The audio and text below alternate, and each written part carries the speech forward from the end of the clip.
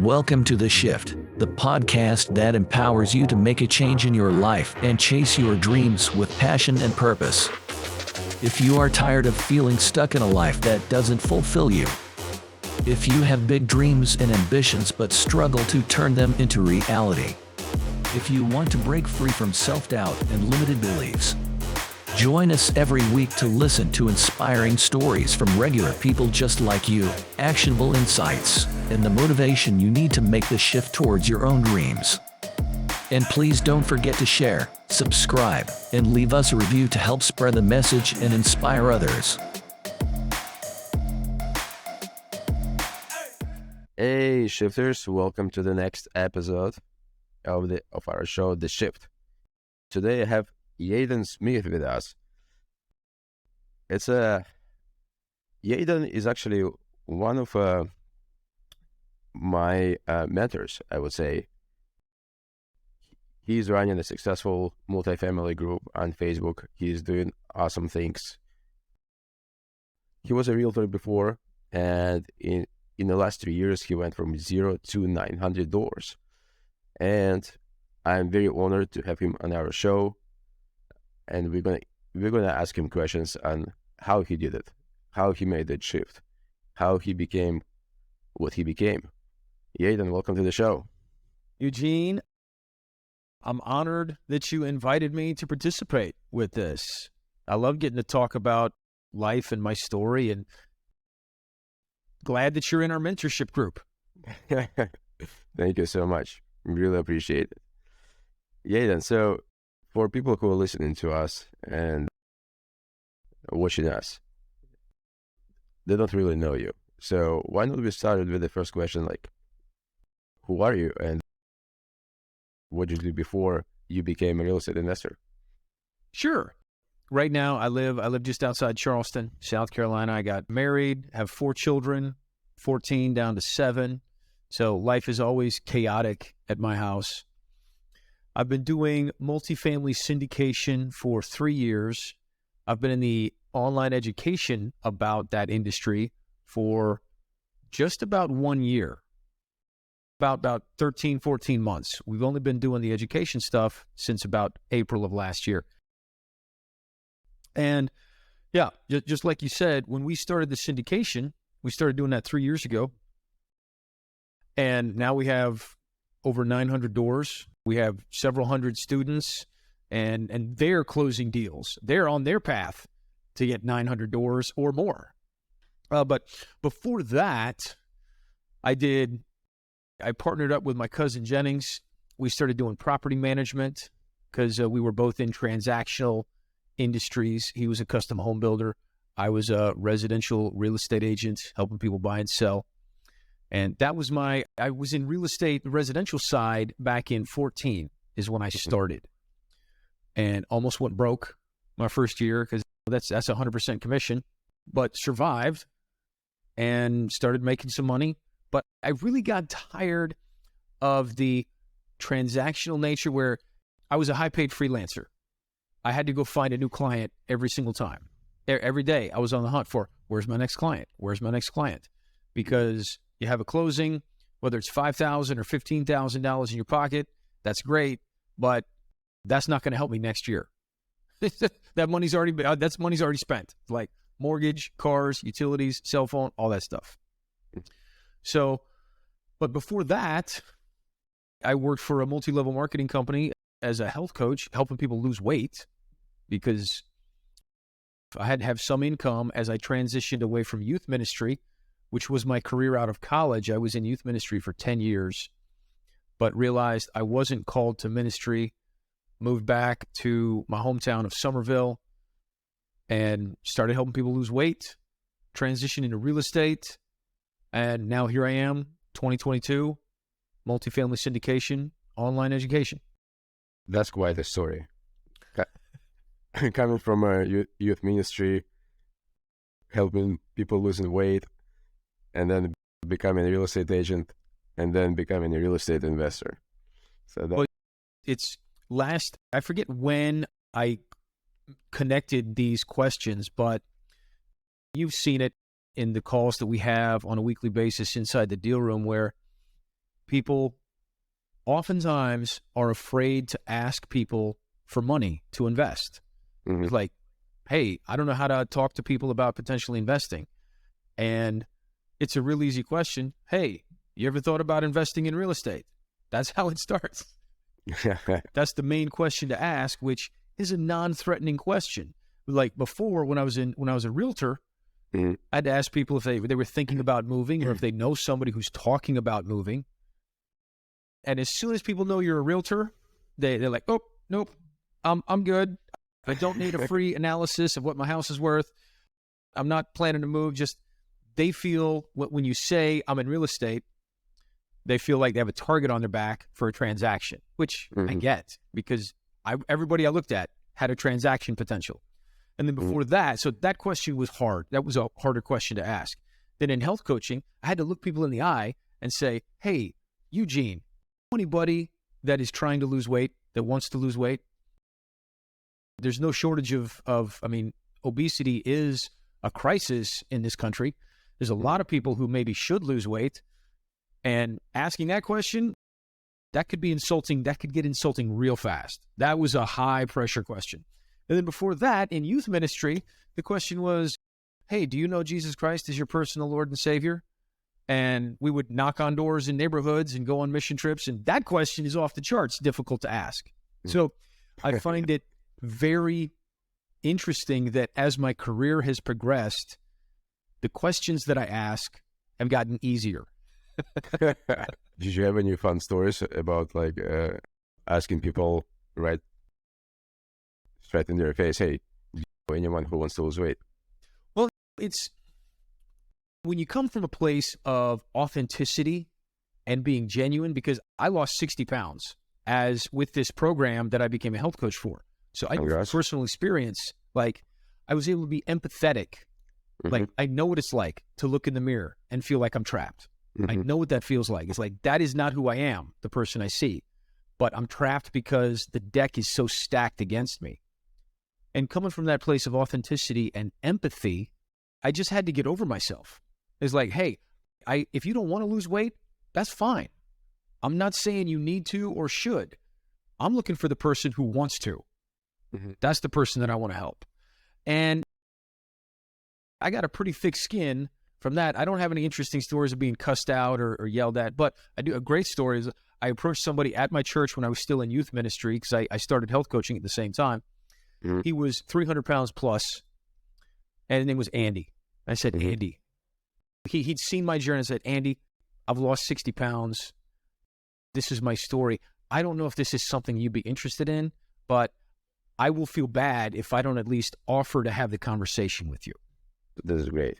He became a client. He lost 60 pounds, and because of his weight loss, he was able to go on like carnival and amusement park rides with his children for the first time. Because he couldn't do that before.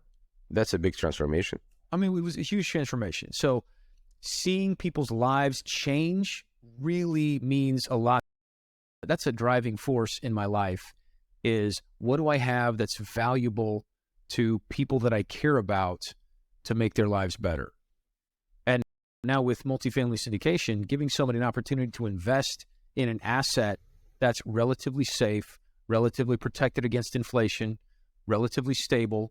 I know there's always the horror story. Yeah, I invested in real estate and went and lost everything. I get it. There's still risk, but overall, relatively, there's a lot less risk in a real estate transaction. The value is not going to go to zero. What stock market? Right. You can buy a stock, like Redfin and Zillow, right? They just eliminated a lot of their workforce. Well, not a lot, a certain percentage of the workforce, because they're not making a profit. Yeah. And if they don't make a profit for too long, their value is just going to keep going down and down and down and down and down until it gets to zero. With real estate, even if a real estate asset is not necessarily making a profit, it still has value as dirt, sticks, bricks, concrete, roofs, windows. There's still inherent value there. Yeah, that's 100%. 100%. Hey, I want to go back, for example, for a minute to the time when you said, when you were a real estate agent, you almost got broke. I want to go back to that time for a second and sort of dive a little bit deeper into what was going on in your head at that time. Panic. I made the shift from health coaching into real estate just like that. I thought, I've gone as far as I can with health coaching. This is not going to create the financial future that I want for my children, for my grandchildren. I'm not going to be able to impact the world enough with this vehicle. Mm-hmm. But when I jumped into real estate, I jumped without a net. It was February of 14 when I got my license. And I think that year I closed not even $1 million in transactions, mm-hmm. which figure a 3%, my side of the commission, almost $30,000. The broker took his cut. So I think my first year in real estate, I made $18,000 with a family of 5. Yeah. And fortunately, I had 2 credit cards, both with USAA. I earmarked one is business and one is personal. And everything went on the credit cards. Yeah. And by the end of the year, I think I had $5,000 left on one before I hit the wall, and I had like $7,000 left on the other before I hit the wall. Wow. So I was closing in on, my runway was getting shorter and shorter. But I kept hustling. I kept talking to people, kept going to events, going to networking events, talking to more and more people, following up with people, doing everything that the mentor that I had at the time told me to do, trusting that the process would work. It was just a matter of time. And that's what happened. Finally, I stopped sinking like a stone. So at the end of that year, I stopped free fall. And then I was just kind of sinking slower, and then it stopped, and then slowly started to float back up out of the red over the next 6 months. Wow. So at that time, you were still a real estate agent. Yeah. That was my first year in real estate. Then I had a successful career. My biggest year, I had 40 transactions that I closed by myself, making more money than I ever had in my life. But still, it wasn't W-2, but it was transactional. I always had to be searching for my next client. I always had to be on the hunt for where's my next commission check, because that's the nature of that business. Mm-hmm. Yeah. And something that you mentioned earlier, I think was so valuable. You had a mentor, right? Mm-hmm. When you were a real estate agent. Yeah. When I got into real estate, I went to the brokerage that I connected with here in the Charleston market. It's a independent brokerage, but it's the largest one in the area. Mm-hmm. They do 30% of the volume in our market year after year after year. That's pretty big. So they have trainings, and they have their own in-house training program. I went to all the classes. I went to all the trainings. They was like, oh, here's how you do an open house. I did open houses. I knocked on doors. I tried cold calling. I tried letters. I tried everything that they said to do. They're like, okay, I'm going to do. Mm-hmm. Talking with other agents that were very successful, that had long careers, like, hey, what other piece do I need to add to my daily routine, my weekly routine, in order to be able to take off the runway before I crash in this industry? And whatever they told me to do, I just put my head down and did. Like, okay, if that's what I need to do, that's what I'm going to do. Cool. Basically, you're like a soldier. Like, hey, do this. Pretty much like, tell me what to do, and I'm going to go do it. Wow, cool. And clearly, some of those tactics, or all of those tactics, did work, right? Because you became more successful. Right. And it's been most of my working career, or even before I started working. I joined Boy Scouts when I was little, and I decided right out of the gate, I'm going to become an Eagle Scout. I just put my head down, did everything on the checklists, did it like, okay, this is what I'm going to do. This is what I'm here for. And I accomplished that when I was a teenager. When I went to college, I was like, okay, what do I have to do to graduate summa cum laude? Like, what do I have to do to get good grades? Talk with the professors, talk with the teachers. How do I excel in this environment? In ministry, the same thing. How do I excel? I was always trying to find somebody that I could look to give me guidance for how do I excel in this space instead of trying to reinvent the wheel. Nice. So basically what you're saying, you were looking for people who have already done it, who were already successful, and you just went after those people and asked all the right questions. Well, mostly I started with the wrong questions. Like, how do I do what you do? That's not a good question to ask. Like, it's too complicated for me to explain over a cup of coffee. But consistently finding people who were emulating who I wanted to be, who were doing what I wanted to do, who had the income that I wanted to have, those sorts of things. Like, I want to be like this person. What is this person doing? And then do the best I could to model that behavior, model those actions, and incorporate that into my routines. And it's no different. It's no different with apartments. Yeah. Right. We, Jennings and I, Jennings is my cousin and my partner. It was just over 3.5 years ago. And he's like, Yeadon, we got to start buying apartments instead of managing them. I'm like, well, we don't have no money. So how does that work? He's like, check out this course that I bought last year online. It was a $1,000 course that he bought somewhere that he had watched all the videos and studied all the stuff. He gave me access to that, and I watched all the videos. I studied all the stuff, and like, okay, what's the worst could happen? Let's tell people we buy apartments and see what happens. And then from there we went to it was one specific conference we went to, Commercial Empire, with a guy named Tim Bratz. He doesn't have the live events anymore, but we spent thousands of dollars to fly across the country. Well, we spent money to fly to an event that cost thousands of dollars for 3 days. And there, we not only learned how he did things, but we were in a room of legit operators, legit syndicators, like for real investors, capital raisers, because they'd spent thousands of dollars to be there. And we had spent thousands of dollars to be there. So we instantly had a little bit of credibility, like, oh, if you've invested in yourself to be in this room, I'm going to take you seriously.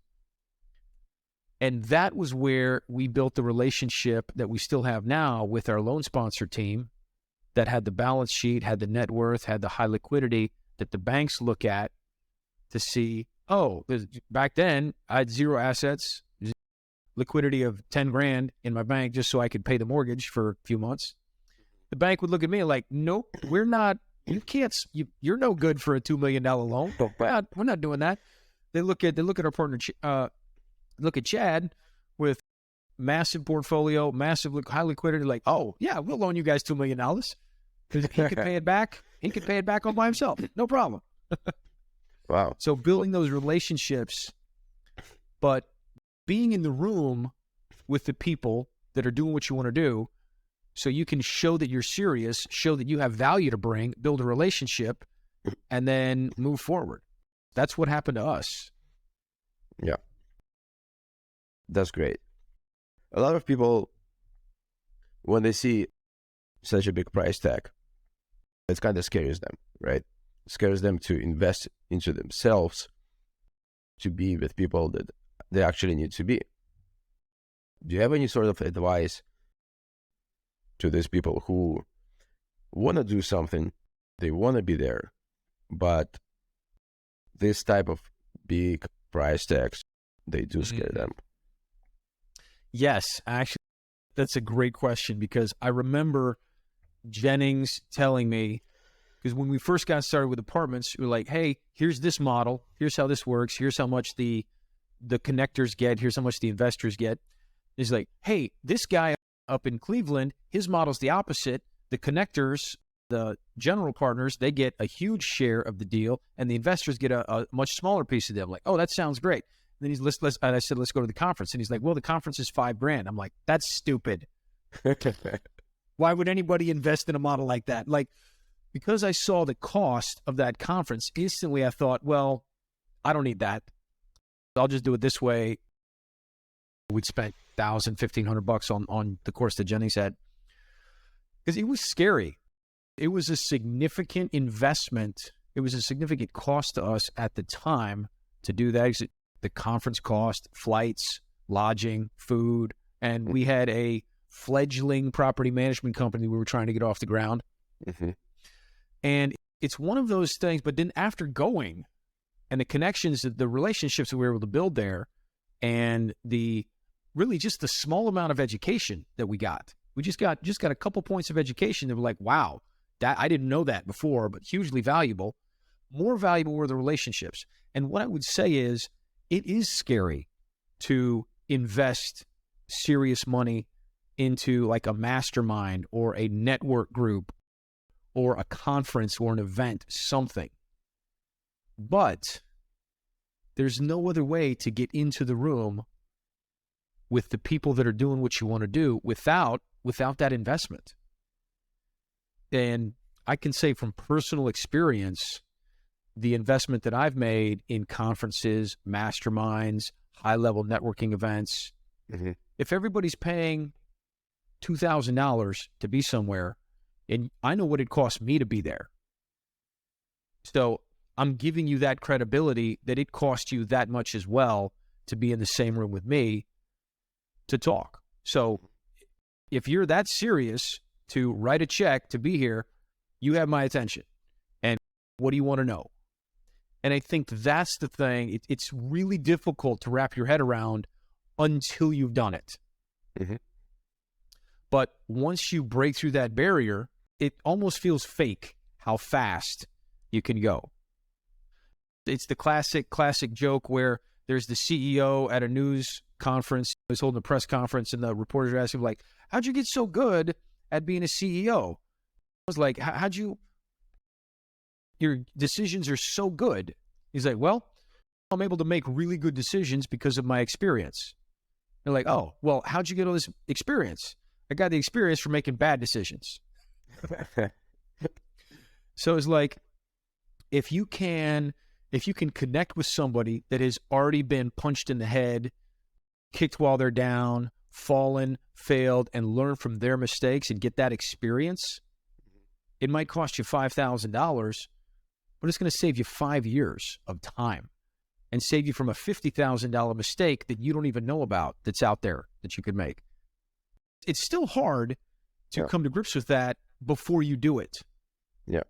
That's a great way to look at it. At some point, you got to take the leap of faith. That's a great way to look at it. Yeah.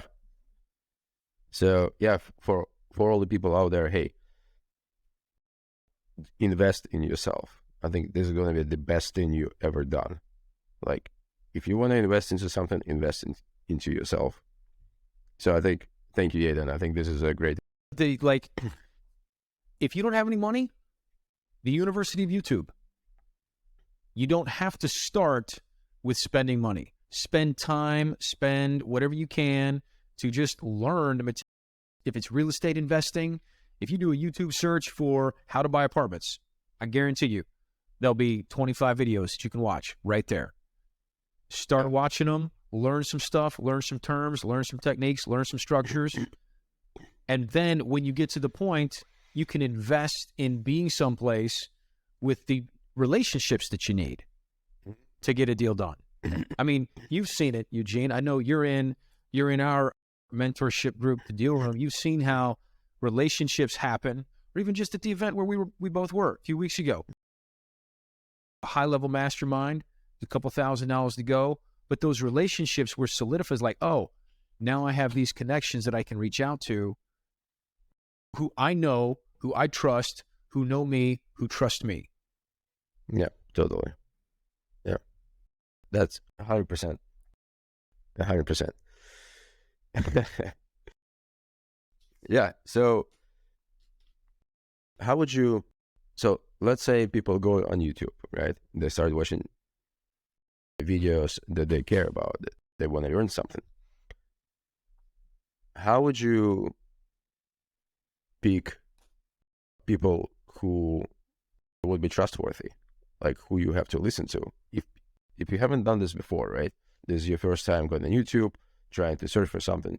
How would you pick the trust factor of the person who's talking to you? That's an excellent question. And honestly, now that I think about it, I hadn't thought about that before, but if I were to go on YouTube and just do a search for something, I would also do a search on other social media platforms, Instagram, Facebook, like, where is this person who's putting this content out?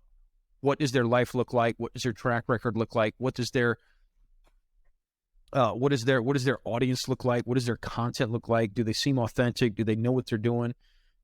Do they have a track record, or are they just shooting from the hip? Yeah, great points. Great points. Yeah, so there you go. If you guys don't want to spend too much money right now, I think this is a great suggestion. But I also concur with Yeadon. If you want to, you have to invest into yourself. You have to be with the right people in the right room. And if it's going to cost you a little bit extra, I think it's going to be worth spend. Absolutely right. Cool. Well, what's driving you, man? Like, what is your why? Like, why do you want to do this? What's behind it? It starts off, the why changes over time. When I first started doing this, I was just like, hey, I got to figure out how to pay bills and make money and keep the lights on with the family and stuff like that. Mm-hmm. But as we've grown and as that hasn't been a pressing need, I've been able to really sit and think like, okay, why am I doing this? And really what motivates me is seeing someone succeed, just like when I was health coaching, watching a client lose 20 pounds. I absolutely love that. That drove me to help more people.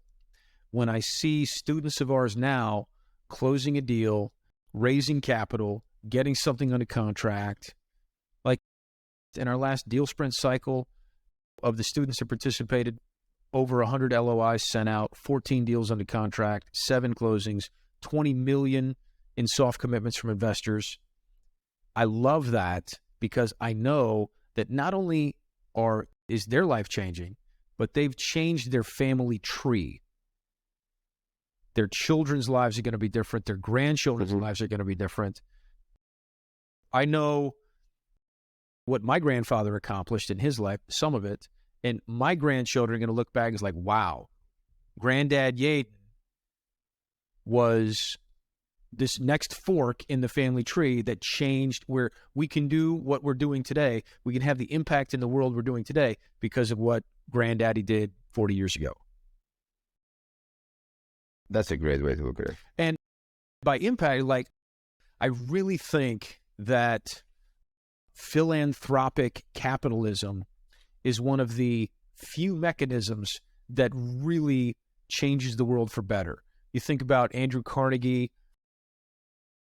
the industrialist. I know nobody's life is perfect. Everybody has issues. Everybody makes mistakes, and everybody has a good side and an evil side. But libraries, universities, endowments, just here in my hometown, there's a park, there's a playground right in the middle of town. Everybody knows it as Laurel Street Park, but it's officially called the Saul Alexander Playground because back in the day, 60, 70 years ago, this guy, Saul Alexander, who had buckets of money, thought, I'm going to make Somerville a better place and buy this place and put up a playground. And people are still using it 60 years later. Having that kind of impact on the community to make people's lives better, to make the world a better place, I want to make more money so I can give more away. Ultimately, having more money doesn't mean you have a better life. It just means you have more options. And I want to use those options to make other people's lives better. Awesome. That's amazing. And I actually want to see what those amazing things you will be doing, man. We're doing all we can right now. My wife and I, we actually have a giving list and we have a waiting list of organizations that we want to contribute to, but we can't yet because cash flow is not there. But as cash flow goes up, then organizations and charities get to come off the waiting list and go onto the paying list. Nice. To just keep pushing money out into the community to make it better. Excellent. I love it, man. What was one of the, with every shift, right? With every shift that people want to make from A to B, for example, there is some sort of a limited belief factor always. What was yours? Specifically into apartments, Yes. biggest shift was right here in between my ears, because when Jennings my cousin, when he first said, hey, what about buying apartments? I was like, well, my last name's not Buffett. It's not Bezos. It's not Trump. It's not Gates. I don't have any money. So I'm not the kind of person who buys apartments. I'm just a normal guy trying to make some money, save, invest, and get ahead. That was the biggest shift for me. Mentally going from, hi, my name is Yeadon, to, hi, my name is Yeadon, and I buy apartment complexes, and this is who I'm looking for. Because anytime our identity oftentimes is so tied up with what we do, but that's not really our identity. I'm not an apartment buyer. I'm a man, human, husband, father. What I do is buy apartments and raise money and close deals. But it was scary because when you don't have a track record and you say something like that, you're like, no, Yeadon, I remember you when you were 15. People like us don't do stuff like that. They're like, nope, are you getting a little bit too big for your britches? Maybe let's walk before we run. Let's crawl before we walk. You know what I mean? Mm-hmm. So that was the biggest shift. And I always think of the scene from The Princess Bride, where the character's name is Inigo Montoya, and he repeats this line over and over in his head, like, hello, my name is Inigo Montoya. You killed my father. Prepare to die. Like, he just said that over and over in his head until that's who he was. And saying it in my head is like, my name is buy apartments. Okay. My name is buy apartments. Just telling myself that enough time, you tell yourself something enough times, your brain's going to start to believe it. 100%. Whether it's true or not, your brain will latch onto it. So you may as well give your brain something good and positive to aim for instead of, my name is Yeadon and I don't know what I'm doing with my life. Right? It's like, that's not helpful. Not helpful at all. Yeah, that's awesome, man. Is there any educational resource that helped you along the way to become who you became? And so we started off with Michael Blanc's apartment syndication course.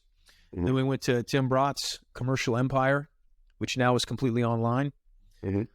And now we've even developed our own education product through My First Million in Multifamily with our Facebook group and with our deal room, mm-hmm. where we found that more education is most of the time not the answer. Yep. Because by the time somebody finds us online, usually it's like, oh, they've read some, they've listened to some podcasts, whatever they have. We found that the accountability and the weekly mentoring, the weekly accountability from the deal sprint, the teams that we put people in on an 8-week cycle, that's really where you gotta have a team. You gotta put yourself in an environment. I learned in real estate, I learned in health coaching, and I got the phrase that I used from my real estate coach: environment trumps will. If you're trying to lose weight, you can't go to the Pizza Hut buffet Sunday after church with all your buddies anymore. You can't. Mm-hmm. You can do it 1 or 2 weeks, but eventually your willpower will break down and you will fall into the lowest common denominator of the environment that you're in. You got to go find the people that's like, oh, after church, we're going to go for a walk and eat salad. Hang out with those people. Mm-hmm. Same thing in real estate. I had to put myself in an environment of action with apartments and syndication and capital raising. We've worked to develop an environment that people can plug into that pulls them towards success, where you follow these action steps, you plug yourself into this community, you build relationships, and closing your first apartment deal, it's not if this is going to happen. It's when. Mm-hmm. It will happen. It's just a matter of time. So I think it's great. I think maybe one thing like to add to the accountability, right, is consistency, right? Yeah. You gotta be consistent in executing things, right? I was at a event earlier this year with Legacy Family, a mastermind that I'm in, and the speaker, Pat Precourt is his name, former MMA guy, and he was talking about physical fitness and training, and he runs a gym. He said, I saw it consistently. The guy who shows up 90% of the time doing 10% effort will always outperform the guy that shows up 10% of the time with 90% effort. Wow, that's a powerful line. And right now, I'm training for a full Ironman in September, and it's far more beneficial for me to run a 5K every day instead of running 35K once a week. That simple effort over time. In another group I'm in, is consistency compounds, and it compounds fast. It doesn't compound as fast as people want until suddenly it starts, and they're like, whoa, I'm way farther ahead than where I thought it would be by now. Yeah. No, I think it's awesome. So you're training for the Ironman. That's fantastic. How long have you been doing that? What time is it now? No. I've been running now for a bunch of years.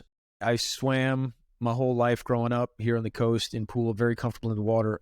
So cycling is the key component I'm focused on now, because it's going to be a 6 or 7 hour ride at 15, 16 miles an hour. So I'm a little bit nervous about that, but I have 91 days left. I've been dialing up my training consistently. So long rides on the weekends, short rides during the week, long runs on the weekends, short runs during the week, swimming 3-4 times a week. The deadline is coming. I got 91 days till the start of the event, which means I only have about 85 days to train. So I can taper my training and then be nice and fresh for the day of the event. Good luck to you, man. Thanks, brother. I think it's going to be huge. And I think I wanted to train for the Ironman myself a while back, but so much going on in my life right now that it's nearly impossible to devote so much time to it. But at one point, I will do it. There you go. At one point, I will do it. Hey, so what's next for you, man? What is your next big? What is your next big goal? What is your next big challenge that you're trying to solve? Well, we got the Ironman coming up in September, but then right now, with our real estate portfolio, we're focused on how fast can we get everything stabilized with the uncertainty that there is with the economy for the next 6-18 months. With interest rates going up, with the things that are happening in global markets and with real estate and inflation and everything, we're focused very intentionally on making sure what we have now is as stable as we can make it, as fast as we can, and then pile up the resources also as fast as we can to prepare ourselves for the next opportunity, which I know there's opportunity now. I think the opportunity is going to continue to grow and expand over the next 6 months, year and a half. Interesting. Everyone is talking about opportunities. Opportunities are coming. Opportunities coming. No one is talking about what type of opportunities. What do you think the opportunities will be? I think it'll happen where somebody who made a play in real estate, assuming that, like we all were assuming last year, is like, oh, interest rates are going to be 3% forever, and value is just going to keep climbing up over the next 10 years because rents are just going to keep going up. I think there will be some people who made bad decisions, unfortunately, in the past year, that the piper's going to come to call, and unfortunately there'll be some blood in the water. But that creates opportunity for those that are waiting for the right moment, preparing themselves, getting the education, building those relationships that they need, whether it's with investors or with a loan sponsor or with operators, capital raisers, so that when the opportunity presents itself, they have the relationships to take a deal down. Yeah, so for everyone who is out there and you want to jump into the real estate, I think what Yeadon is saying, there are going to be massive opportunities, but you have to prepare yourself. Yeah. And I think one of the interesting things to prepare, like how to prepare yourself, is what we just discussed. Go into the room with people that have already done it. Go and talk to those people. And one of these rooms, I can tell you, is it's actually Yeadon's room, right? Yeadon's and Jenks' room. My first million in multifamily on Facebook. I think plug yourself in, start building relationships. And there's also a private group, right, Yeadon? That's right, yeah. Our large group, my first million in multifamily, it's free. We do videos every week, lots of content, lots of educational stuff in there, lots of activity. We curate it pretty hard to keep the spammers out. Don't need anything about Forex or anything like that. And then in our membership group, the first million in multifamily deal room, that's our membership private group where we open it once a month for new members to come in. There is a cost. It's, I think, $347 a month is what we charge for that. And really, we have to charge so people take it seriously. Like, if we didn't charge it, we have a free group, and there's not a whole lot of, relatively to the deal room, in the deal room, people are closing deals, people are taking it seriously because it's costing them something. They're investing in themselves to be in that room and to build those relationships. So yes, free. We have free education stuff all over Facebook. We have subscription, membership, mentoring, and accountability and education stuff available inside the deal room. So obviously I'm biased, but I think what we have is pretty awesome. I can vouch. I'm a big fan of what you guys do. That's actually one of the reasons I'm part of your not only free education, but also not a free education. Yeah. You've been in the deal room. I can't remember how many, but you've been in there for months. You've been in there for a while now, building relationships, getting your base set, getting ready so that when the opportunity shows up, you're going to be able to take whatever you want down. Yes, sir. Yes, sir. And it's constantly new people that you guys are adding. It's a lot more opportunities to actually network and connect with new folks. The opportunities continue to grow and continue to expand. Yes, sir. All right, awesome. Well, so we're coming into our final round, and usually call it fun round. How fun, we'll see. But hey, I may probably ask like 3 questions. Try to think fast. Machine gun style. Go for it. Machine gun style. So question number 1. What is your go-to Halloween costume? My go-to Halloween costume, we have this squid hat with big googly eyes on it. And I figured out how to fold the t-shirt over your head so it just like slits like a ninja. So I put a black t-shirt on, put the squid hat on, and I look like my head is a squid. That's my go-to these days. Nice. If in 100 years science fails to save us all, and all that is left a book about your life, what would the title be, and what would the blurb tell us about Yeadon Smith? Oh my gosh. What would the title be? The title would be, It's Okay to Be Angry. It's Not Okay to Be Mean. The past 5 years, I've done a lot of self-reflection, self-growth on my own personal journey, coming to grips with my emotions, the way I was programmed growing up by various things was not healthy. And one thing we say constantly in our family is, hey, it's okay to be angry. It's okay to be angry. It's not okay to hurt people. Mm-hmm. Like, anger is just an emotion that happens, and that's okay. It's not okay to hurt people. And then there'd be chapters about all the times that I screwed up and I was angry and I hurt people and the lessons I learned. So it looks like it's going to be a great book. Well, I've been writing. I have a bunch of stuff published on medium.com. It's just a self-published blogging site. So my goal is to have a book written probably next year to compile it all and get it published in book form. Nice. I don't know if that will be the title, but 100 years from now, if that's all that's left, I think that'd be a good title. That'd be a good title. Awesome. That's so cool. And the last question. If you could have a billboard with anything on it, what would it be and why? Okay, so I had a great idea for a billboard when I was in residential real estate. Okay. I wouldn't do it now because I'm not in that industry, but my billboard is going to be me just like arms folded, looking like this, and it would be, you could hire a realtor without a beard, but why risk it? That's awesome. That's awesome. Well, Yeadon, thank you so much for coming into the show. If people want to connect with you, how can they find you? Eugene, thank you so much for having me. You can find me on Facebook, Yeadon Smith, Yeadon.